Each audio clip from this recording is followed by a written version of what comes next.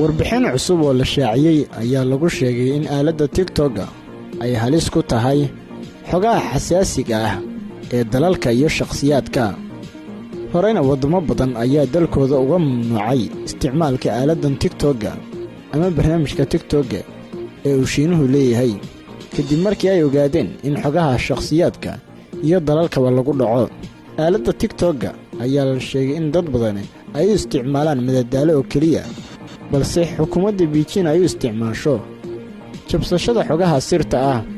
aaladda TikTok waxay si fudud u ururisaa xogaha xasaasiga ee ay leeyihiin shakhsiyaadka isticmaala bartaasi TikTok ayaa lagu yiri warbixintaasi.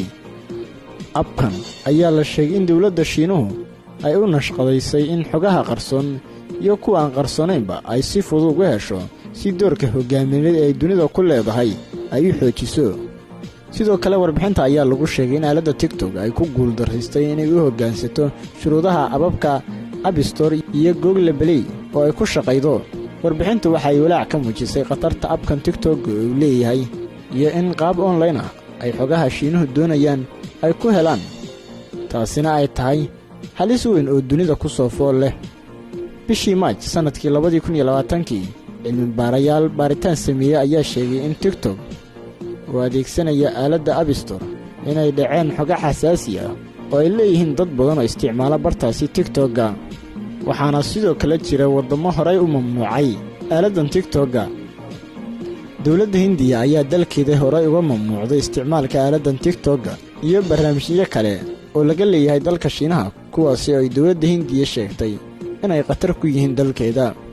war qoraal oo ka soo baxay Hindiya ayaa lagu sheegay in barnaamijyadaasi ay khatar ku yihiin madax bannaanida dhuleed iyo ammaanka dalka Hindiya.